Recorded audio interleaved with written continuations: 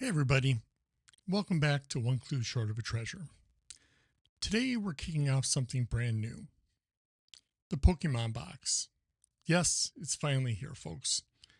Now, this video is going to feel a little different. We're not cracking into the wordplay yet. Instead, we're stepping back and looking at all the important road trips John describes. Think of this road trip as the map of the journey. The outline will keep unfolding as we go. And here's why this matters. Once we dive into the chapter itself, we'll circle back to this exact trip. That's when we'll ask which stop might have been more than just sightseeing. You'll want to be sure you're here when we unravel that. So if you haven't already, tap that subscribe and the bell so you don't miss it. Late 1980s, John is 5.5 years old. Picture this, a big 70s style station wagon, vinyl seats sticking to your legs, packed with Samsonite luggage, grandparents squeezed in, John wedged in the middle, and behind them, the Jayco pop-up camper rattling around. Now remember, this is the late 80s. No GPS, no smartphones, just paper maps, maybe a Rand McNally road atlas spread across the dashboard, and cassette tapes to pass the time. That alone sets a tone. Road trips back then were slower, more intentional, and sometimes a little unpredictable. That camper tells us something important too.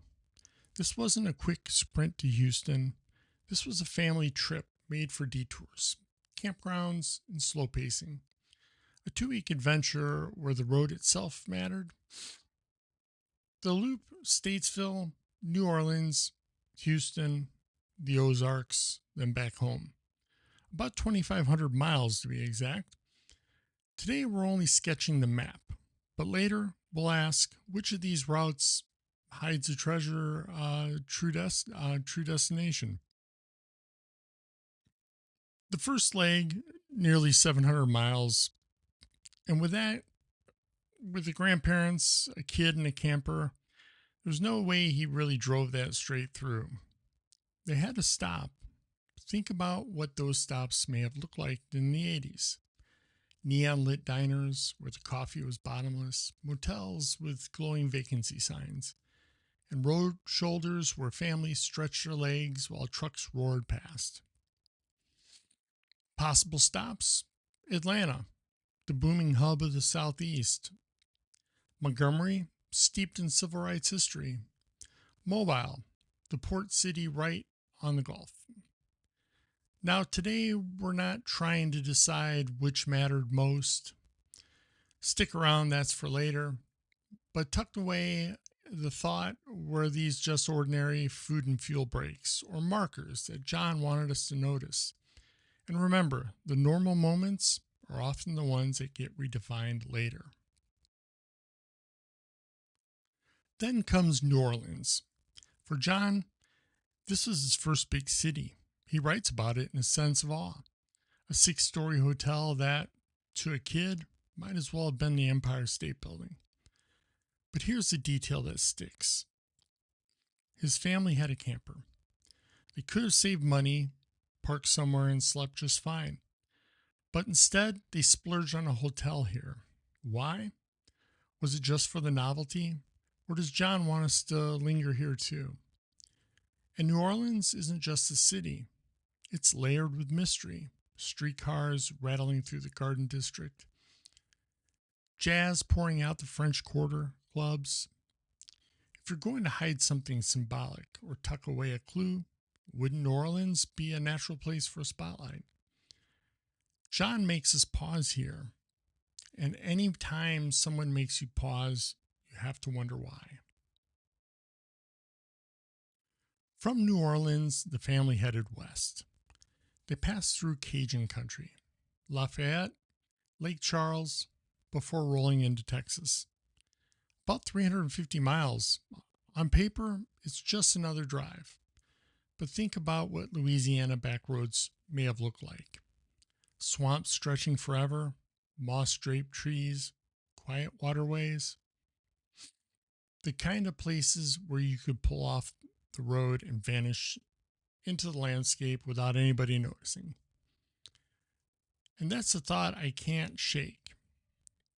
Were the highlights of the trip New Orleans, Houston, just cover stories? While the real hiding place is tucked away somewhere in the quiet, in between spaces. We just can't assume that the loud destinations are what mattered the most. Now we arrive in Houston, the supposed centerpiece, the destination, and yet John barely describes it. Compared to the wonder of New Orleans, Houston almost feels like a blank space. And sometimes, blank spaces are the biggest clues of all. Did John want us to breeze through Houston without noticing? Was Houston the excuse for the trip rather than the real focus? It's almost as if he's whispering, "Don't look here, look elsewhere." And that silence might speak louder than any description. From Houston, the family turned north, possibly through Texarkana, into Arkansas, and finally the Ozarks, a solid 600 miles, meaning multiple stops, multiple chances for something to happen. The Ozarks themselves are rugged and rich with possibilities: caves, rivers, dense forest, and state parks. Natural places that might be perfect hiding spots. And yet, John doesn't linger on them at all, which makes me wonder, is this a stretch where he quietly slipped in a breadcrumb? Or is this the one stretch we're meant to overlook until we zoom in later? When John finally mentions the Ozarks, it's almost in passing. No stories, no details, just the words, "past the Ozarks." But here's the trick. Sometimes it's the quick mentions that hide the most.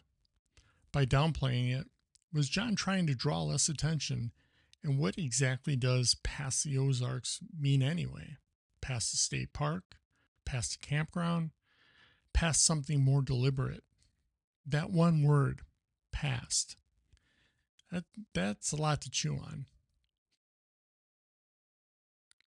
Finally, the family headed back home. Memphis, Nashville, maybe even brushing by the Smokies before North Carolina. It sounds like a wrap-up, the drive home after a long vacation. But here's the twist. JCB could be hiding yet more clues. The quietest part of the story may carry the biggest weight. Imagine slipping in one last breadcrumb just before rolling back into Statesville. After all, who would expect the clue to be hiding in the wrap-up of the story? So why zoom out like this? Because John wanted us to. He didn't just write, "We drove to Houston." He gave us campers, hotels, mountains, and cities. Details. Anchors. And later, when we zoom in on the text itself, these anchors will matter. Some will fade as childhood memories, while others may shine as treasure clues. Today, we just unfold the first layer of the map, but there are deeper layers waiting to be revealed. Here's the exciting part. In the next video, we're not just looking at the route. We'll bring the chapter text into play. We'll test whether the Pokémon John mentions line up with certain places in his journey. We'll explore how the wordplay ties into stops like New Orleans, Houston, or even the stretches in between. That's when the trip really transforms from a family road story. It transforms into a puzzle map. And honestly, that's the part I'm most excited for. So here's where we're at. Statesville, New Orleans, Houston, Ozarks, home. And here's the promise. When we come back with the chapter itself, this journey won't look the same. The road will shift, the map will twist, and the real hunt for the Pokémon Box will begin. So if you're along for this ride, make sure you're subscribed with the bell on because you don't want to miss when the next layer unfolds. I want to hear from you. Which leg of the trip feels the most suspicious right now? Drop your thoughts in the comments. Your hunch might be the spark that cracks it wide open. Thanks for watching, and as always, stay curious, stay safe, and stay tuned.